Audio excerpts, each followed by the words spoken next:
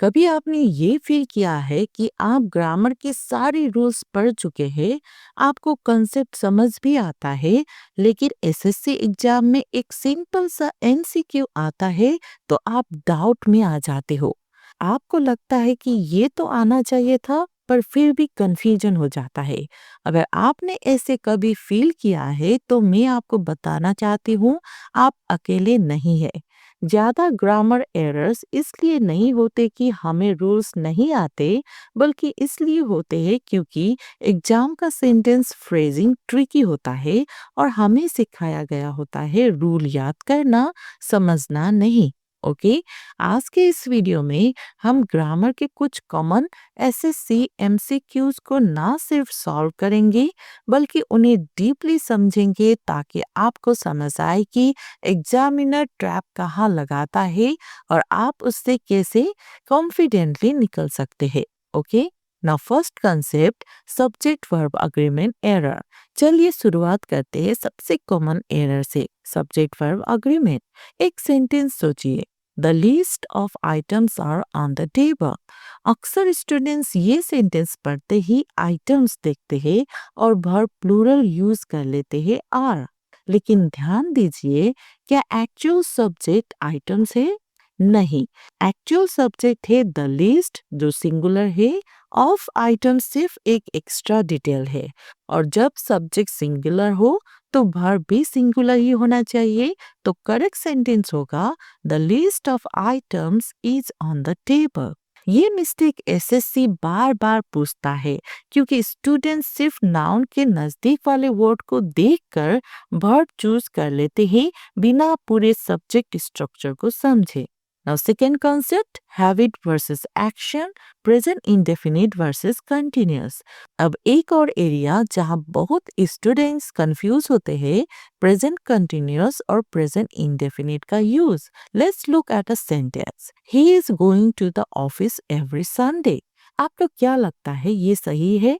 जब आप सेंटेंस सुनते हैं तो इज गोइंग फॉर्मल लगता है, लेकिन अगर आप ध्यान से देखिए, यहाँ दिया गया है एवरी संडे जो इंडिकेट करता है रूटीन।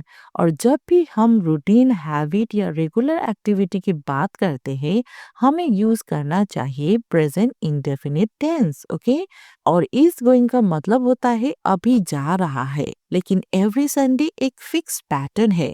तो सही सेंटेंस क्या होगा? He goes to the office every Sunday. आप देखिए, बस टेंस चेंज करते ही सेंटेंस लॉजिकल भी लग रहा है और ग्रामेटिकली करेक्ट भी। Now third concept, article error, sound versus spelling. अब एक छोटी सी मिस्टेक जो बहुत कॉमन है, article error, specially A N का कंफ्यूजन। सोचिए, अगर सेंटेंस हो सी इज अ ऑनेस्ट गर्ल, तो क्या लगता है ये सही है? ऑनेस्ट शब्द में एज तो लिखा है, लेकिन क्या आप उसे प्रोनाउंस करते हैं? नहीं, हम बोलते हैं ऑनेस्ट यानी भावेल साउंड। और रूल कहता है जब भी वर्ड भावेल साउंड से स्टार्ट हो वहां एन लगता है, नॉट अ। तो करेक्ट वर्जन क्या होगा? सी इज एन ऑनेस्ट गर्ल। ऐसे आर्टिकल्स एरर एसएससी टायर 1 में बहुत कॉमनली पूछे जाते हैं और ये गलती हम तभी करते हैं जब हम स्पेलिंग देखते हैं, साउंड नहीं। अब fourth concept, preposition mistake, time expression. चलिए अब बात करते हैं एक ऐसे टॉपिक की जो सिंपल लगता है लेकिन एसएससी में कई बार कंफ्यूजन क्रिएट करता है, प्रीपोजिशंस विद टाइम। सेंटेंस ले लीजिए, the train will arrive in 5 PM। क्या ये सेंटेंस सही है? यहाँ दिया गया है स्पेसिफिक टाइम 5 PM और जब भी स्पेसिफिक क्लॉक टाइम की बात होती है तो करेक्ट प्रीपोजिशन होती है एट, नॉट इन। तो सही सेंटेंस क्या होगा? The train will arrive at 5 PM। ये छोटी गलती एग्जामिनर इसलिए पूछता है क्योंकि हम स्कूल लेवल पे इन द मॉर्निंग इन 2020 इन अप्रैल पढ़ते हैं, लेकिन एग्जाम में प्रिसाइज ग्रामर चाहिए। एट फॉर क्लॉक टाइम हमेशा याद रखिए। Now fifth concept, conditional sentences, future में will but not with if. और अब आते हैं एक ऐसे रूल पे जो काफी ट्रिकी होता है, फर्स्ट कंडीशनल सेंटेंस। सेंटेंस है if I will see him I will inform you. अब इसमें दोनों पार्ट फ्यूचर टेंस में लिखे गए हैं, विल सी और विल इन्फॉर्म।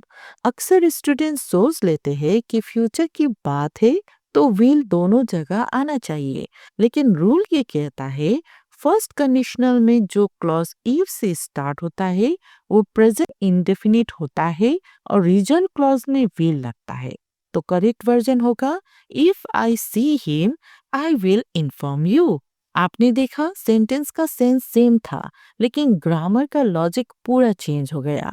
ये एसएससी का फेवरेट ट्रैप है। ओके, तो आज हमने देखा 5 ग्रामर रूल्स जहां एसएससी हर साल स्टूडेंट्स को कंफ्यूज करता है, और मैंने आपसे एक भी शॉर्टकट या ट्रिक से नहीं की, सिर्फ क्लैरिटी, रीजन और रियल लाइफ एग्जांपल्स के थ्रू आपको एक्सप्लेन किया है। ओके, आप जितने ग्रामर क्वेश्चन सॉल्व कर ले, जब तक आप सेंटेंस को सोच के समझना स्टार्ट नहीं करेंगे तब तक कंफ्यूजन बना ही रहेगा। लेकिन अगर आप सेंटेंस के सेंस, टोन और कंटेक्स्ट को पकड़ना सीख गए तो आप एसएससी के ग्रामर सेक्शन में कभी नहीं गलती करेंगे। नाउ आपके लिए एक छोटा सा रिवीजन चैलेंज है। Each of the boys have completed their work. क्या इस सेंटेंस में कुछ गलत है? सोचिए और कमेंट में लिखिए कौन सा वर्ड गलत है और क्यों। मैं नेक्स्ट वीडियो में इसका ब्रेक डाउन करूंगी विथ एक्सप्लेनेशन। अगर आपको आज का ये सेशन हेल्पफुल लगा हो तो एक लाइक और सब्सक्राइब जरूर करिए। और अगर आप चाहते हैं कि नेक्स्ट वीडियो हो narration, direct to indirect speech with SSC examples, तो कमेंट में लिखना मत भूलना। आपका ग्रामर स्ट्रांग होगा, बस एक एक सेंटेंस समझने का पेशेंस बनाए रखिए।